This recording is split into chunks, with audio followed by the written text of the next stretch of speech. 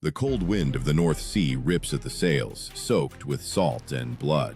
Warriors with stiff, tangled braids stand shoulder to shoulder. Their hair streams like flame above steel. Why then did these people, who lived for battle, not cut their hair, like the Romans or Saxons? Why did every Viking consider long strands a part of their strength? A question whose answer is hidden deeper than it seems, in the very culture of war, honor, and the fear of death. And if you listen to the end, you will learn that their hair was not an adornment, but a weapon, real and symbolic. The first written mentions of long-haired Scandinavians date back to the records of the Anglo-Saxon chronicles of the 9th century. English monks, describing the Northerners, described them as people with the manes of beasts. Archaeologists found combs made of bone, carved scissors, and even bronze mirrors in every second warrior burial. This was not a coincidence. Hair care was part of their ritual of strength.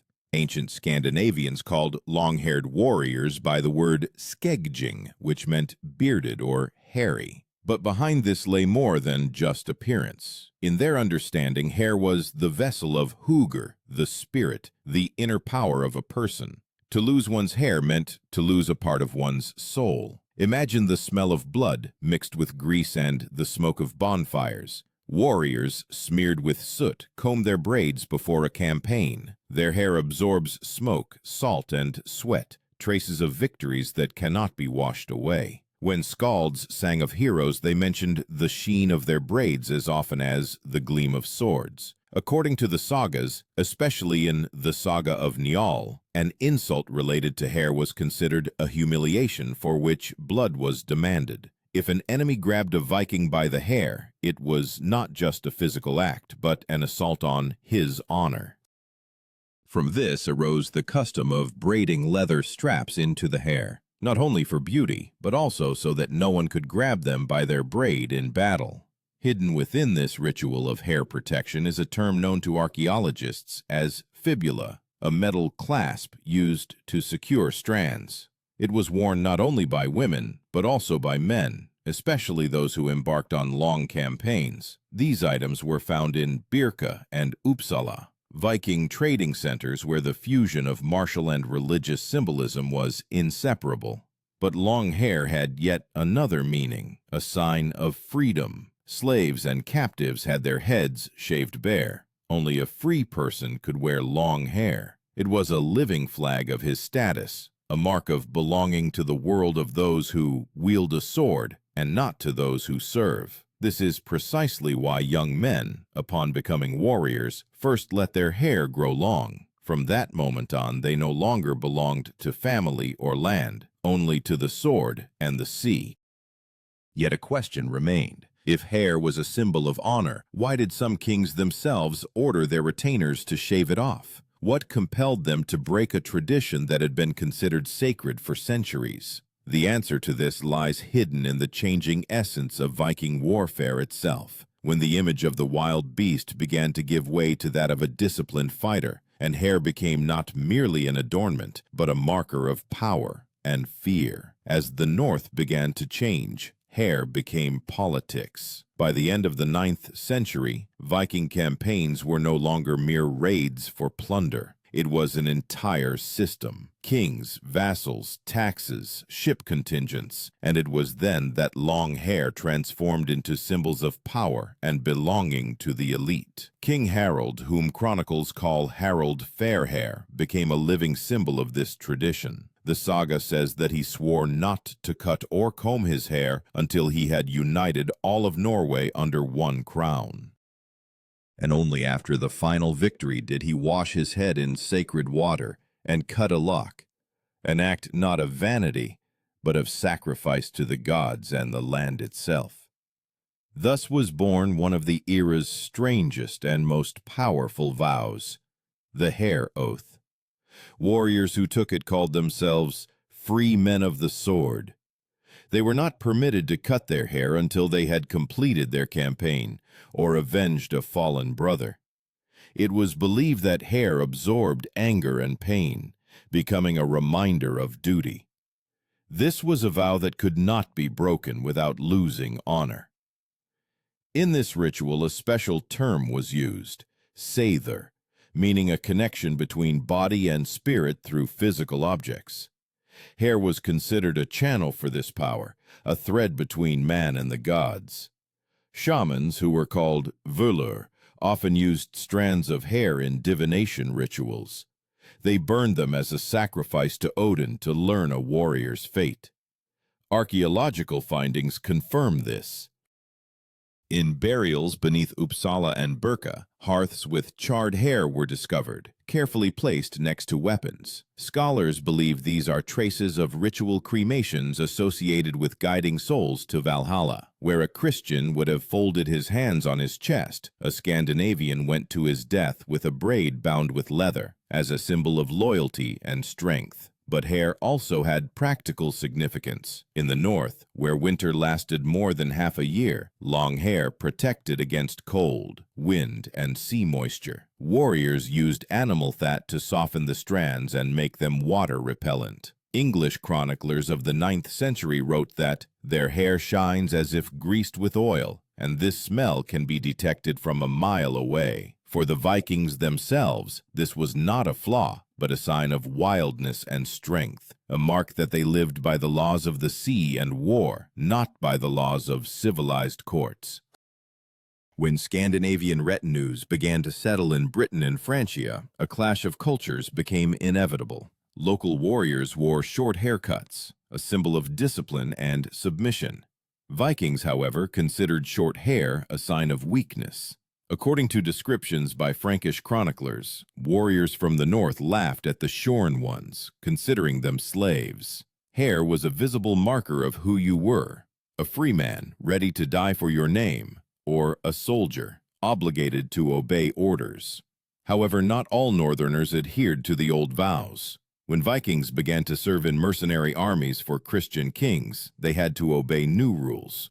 In Denmark, during the time of King Sweyn Forkbeard, there were already directives requiring retainers to cut their hair shorter so as not to interfere in formation. In battle, a long braid could become a trap. An enemy could grab it and yank the head back. Therefore, military leaders began to limit hair length, especially for foot soldiers.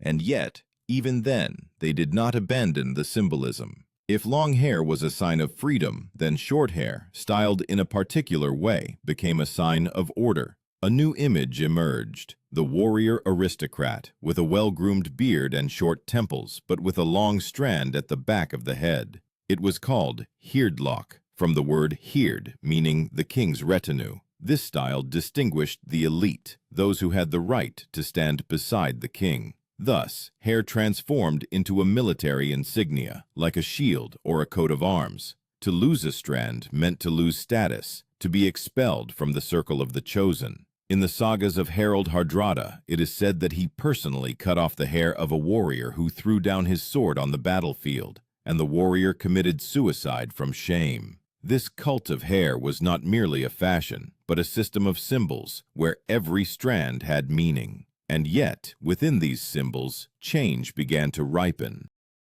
When Christianity started to penetrate Scandinavia, the new god brought with him a new understanding of purity, internal, not external. It was then that long hair, for centuries considered a sign of strength, began to transform into a memory of an old world slowly sinking beneath the waves. But before they disappeared, they flared up one more time, as a sign of the last resistance of the old faith. The 10th century became a time of clash of gods, old and new. The flame of pagan bonfires still smoldered, but nearby the first Christian churches were already being erected. And hair, formerly a symbol of fury and freedom, became a subject of dispute between faith and tradition. In the northern sagas of this time, the image of the shorn warrior often appears, a person who accepted the new faith but could not yet abandon the old blood. This was not just a transition of religions, it was a fracture of identity. Christian missionaries arriving from the south taught pride is a sin, and a person must be humble not only in heart but also in appearance. In long hair, they saw a symbol of wildness, uncontrollability, the beastly origin. In some regions, especially in Denmark and the Orkney Islands, priests demanded that converts cut their hair short as a sign of submission to Christ. And archaeology confirms this. In layers from the end of the 10th century, burials of men with neatly trimmed hair and beards are increasingly found, a trace of how faith began to dictate appearance. But for warriors, this was betrayal. They believed that hair was not an adornment, but a vow, a memory of ancestors. In the poems of that time, the phrase often rings, "Better to die with hair than to live without it." Even among Christian leaders, there were those who secretly preserved the old symbolism. One of them was Jarl Håkon Sigurdsson, the ruler of Norway, who officially accepted baptism but continued to offer gifts to Odin. The chronicles state that he wore long combed-back hair saturated with grease, a sign of strength that neither the church nor kings could take away. Associated with this period is also the term Drakkar, a long Viking warship adorned with a carved dragon's head. The warrior's hair was often compared to its sails, the same waves, the same movement. When a Drakkar went out to sea, hundreds of long-haired warriors stood on deck, and their braids swayed like living flags. For contemporaries, it was a terrifying sight. Frankish chroniclers wrote, "They are like a storm, their hair streams, and their eyes gleam like fire in the night." This very image would later become the basis for legends of the wild army of the North. Hair became a peculiar language of identity. By the form of the hairstyle, one could determine where a person hailed from. Warriors from Sweden often braided two plaits from Norway, one long strand tied with a leather cord. Dames preferred shorter hair, but a thick beard.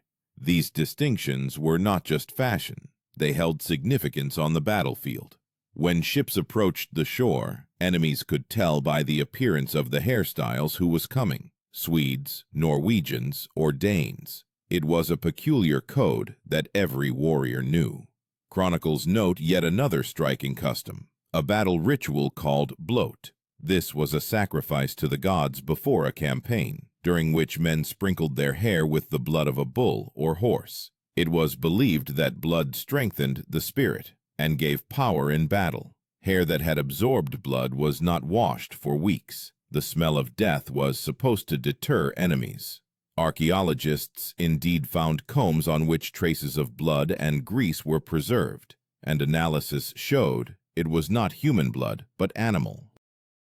Gradually, Vikings began to understand long hair was not only a symbol, but also a means of intimidation. On the battlefield, dust, sweat, blood, everything mingled, and the warriors looked like living demons. This is precisely how monks described them in English chronicles. They are not men, but monsters with hair like snakes. This image firmly entered the consciousness of Europe and became a weapon of psychological warfare. But within Northern society itself, something more was happening. A new type of warrior emerged, professionals, for whom the main thing was not fury, but discipline. They were called huskarls, the personal bodyguards of the kings. Unlike the old berserkers, these men wore neat, short hairstyles and well-groomed beards. Hair was no longer a sign of madness. Now it signified loyalty,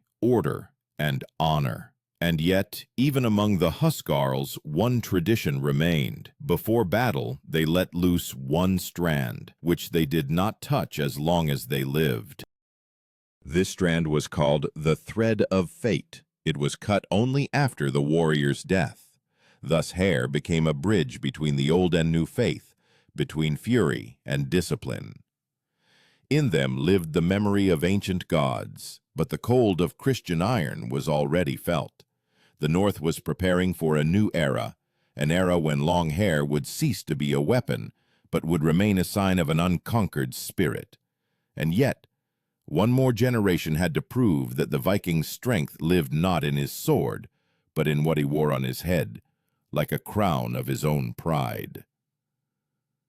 The beginning of the 11th century became the time when the hair of the Northerners definitively transformed into a sign of power, status, and memory. The old symbolism did not disappear, it changed its appearance. Now long hair was worn not by savages and berserkers but by kings and jarls, turning an ancient vow into a mark of nobility. It was at this time that descriptions emerged of kings and noble warriors beginning to braid their hair into intricate patterns, weaving in silver threads, feathers, and amulets. Archaeologists found ornaments in Gotland burials that were previously thought to be female, but are now linked to male hairstyles. Hair became a canvas on which the history of the lineage was written. The historian Adam of Bremen wrote about Vikings who arrived in Germany. They are well groomed. Their hair is washed and fragrant, as if with myrrh. This contrast was striking. Those who were recently feared as savages now astonished with their cleanliness and neatness. But behind this outward change lay the same ancient cult of strength. In the northern sagas, it was said that a man was obliged to be neat and fearsome at the same time. Hair became a way to command respect, not for wildness, but for dignity. At this time, a new term appeared, drotin, meaning lord, head of the retinue. His hair was considered sacred because, according to the warrior's belief, Lod flowed through it, the grace, the ruler's energy, binding people together. A king who cut his hair lost the symbolic right to lead an army. Therefore, when Olaf the Saint accepted baptism, he retained his long hair. This caused disputes among priests, but strengthened his power among the people. The chronicles note that Olaf's retainers wore shoulder-length hair, carefully combed it before battle, and greased it with fat. This was a ritual of concentration, a reminder of old times. According to archaeologists' observations, combs found in 11th century layers become increasingly elegant, crafted from bone, amber, and silver. This indicates that hair care became an element of culture, not just superstition. But among common warriors, the cult of hair still lived its own, harsher life. When a ship set out on a raid, men took an oath not to cut their hair until they returned home with plunder. This vow was called the Holy Braid. Its violation was considered not just weakness, but a crime against the entire retinue. There is a known case where a warrior who cut his hair due to heat on the journey was thrown overboard, not out of cruelty, but out of fear of a curse.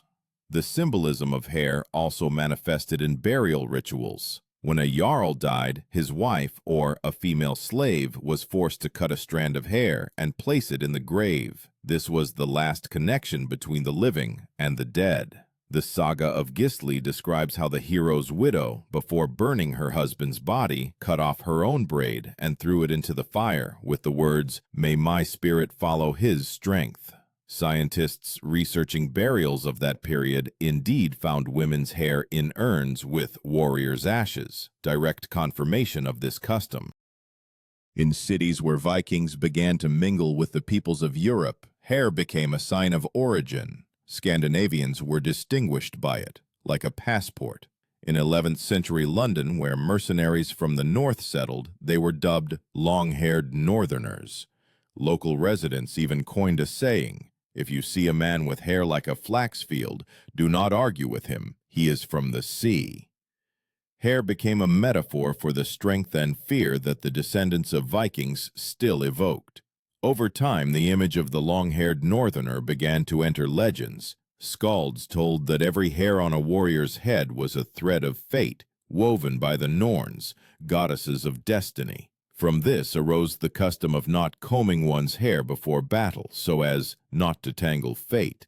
Some modern scholars see in this a reflection of ancient totemism. Hair was perceived as an extension of the soul. However, with the growth of Christian power, attitudes towards it began to change. New monasteries taught Scandinavians humility and neatness, and long hair was increasingly associated with pride. At the Council of Lund, at the end of the 11th century, bishops directly condemned the warrior's habit of wearing shoulder-length hair. They demanded short haircuts in the name of purity and order. But the more the church forbade, the more fiercely the Northerners clung to their ancient symbolism. Hair became a form of resistance, a quiet defiance. When missionaries cut the hair of young warriors, they secretly let the strands grow again, and even among priests there were those who secretly continued to believe in their power. An Icelandic chronicle preserves a record. The old monk, before dying, said, "Do not touch the hair until the spirit leaves the body, for memory lives there." This phrase, perhaps, best reflects the Northerners' attitude towards hair in that era, not as an adornment, but as a living part of the person himself. And yet, a new sun was already rising over Scandinavia. Old beliefs faded, berserkers disappeared, and psalms replaced the songs of skalds. But hair, these silent witnesses of change, preserved what neither sword nor cross could destroy. The belief that a person's strength begins not with weapons, but with what they carry upon themselves as a banner. By the mid-11th century, the Viking world was no longer what their ancestors had known. Trade replaced plunder. Christian churches supplanted Odin's shrines, and it seemed that the Old North was fading. But it was then that the long hair of the Vikings acquired new meaning. It became a symbol of the memory of freedom.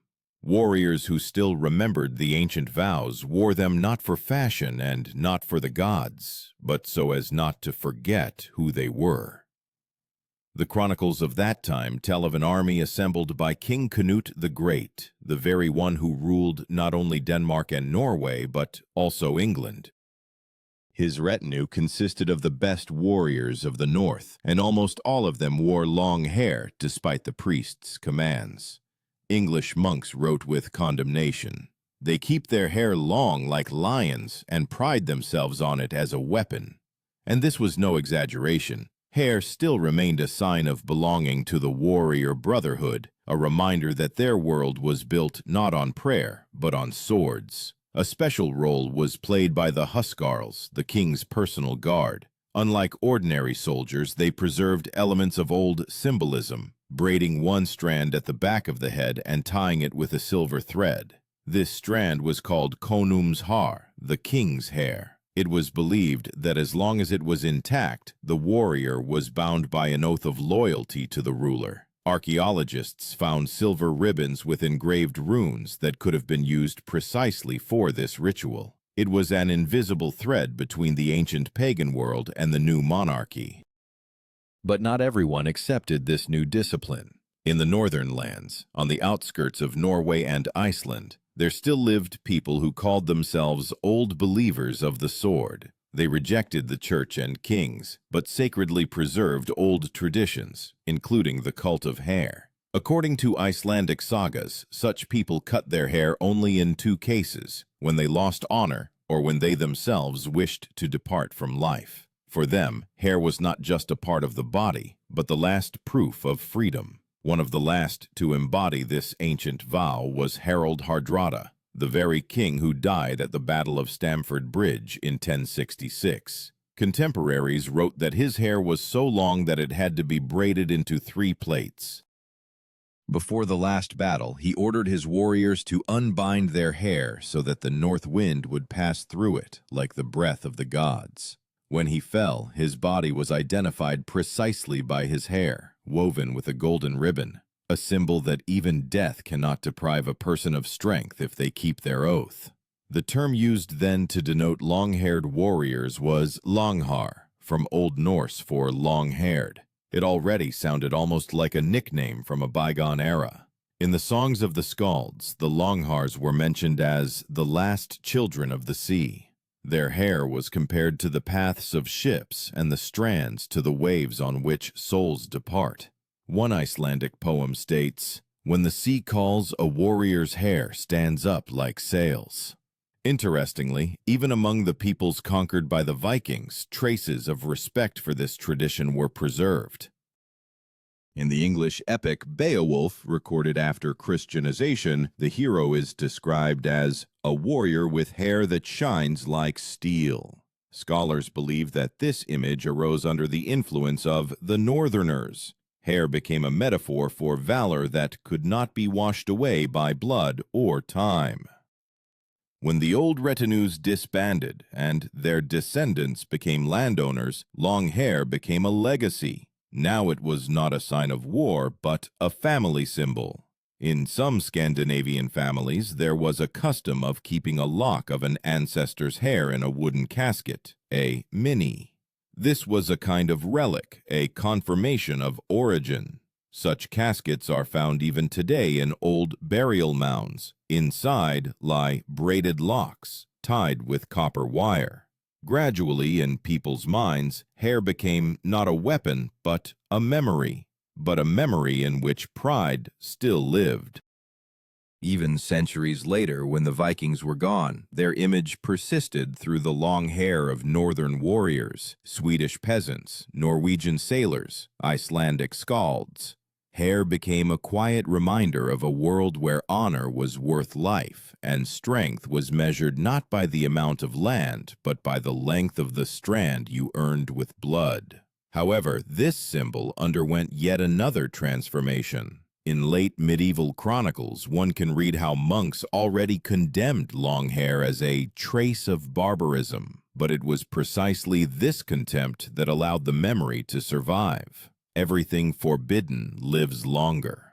People still told stories of warriors who allowed no one to touch their heads, even before death. They said that as long as the hair was intact, the spirit was unconquered. Thus the old vow, once uttered amidst the roar of the storm and the clang of swords, transformed into a cultural legend. Hair became the last bridge between epochs, between the sea and the cross, between freedom and law. And although the world changed, its meaning remained the same. The Viking's strength does not die. It merely hides beneath the skin, like a memory braided into a plate. When the northern storms subsided and the swords had long rusted, the legend of the long-haired warriors did not disappear. It survived centuries, changing along with those who remembered the taste of salt and iron. For the descendants of Vikings, hair became not merely an adornment, but a symbol that a person should not bow their head to either gods or fear. Even in the 13th century, when Scandinavia already lived by the laws of the church, sagas continued to say, "A warrior's fate sleeps in his hair." Archaeologists, researching ancient burials, found remnants of combs, scissors, amulets, items that accompanied northerners from birth to death. In them lived the memory of a time when every touch to hair was a ritual. Scholars believe that long hair helped the Vikings not only stay warm, but also survive in another sense, as a people capable of remembering their past. For as long as you remember who you are alive. Historians debate why exactly hair became sacred to them. Some speak of practicality, others of symbolism, but the truth is likely somewhere in between. A Viking's hair was like his sword, a part of his body, a part of his honor, a part of his soul. To lose it meant to lose oneself. And when, in Christian Europe, a short haircut became a symbol of humility, the long hair of the northerners reminded them that there was another strength, the strength of inner freedom. It requires no altars, needs no blessing. It lives within a person, like the breath of the sea in their chest. Today, 1,000 years later, the image of the Viking with long hair still lives on, in films, in books, in our collective memory. But behind this image stands more than just appearance. It is a challenge. It is a memory of a time when a person did not ask permission to be themselves. And now, knowing why Vikings wore long hair, ask yourself, if strength is not a sword but the spirit living within, then what today is your braid, your sign of freedom, which you will never allow to be cut?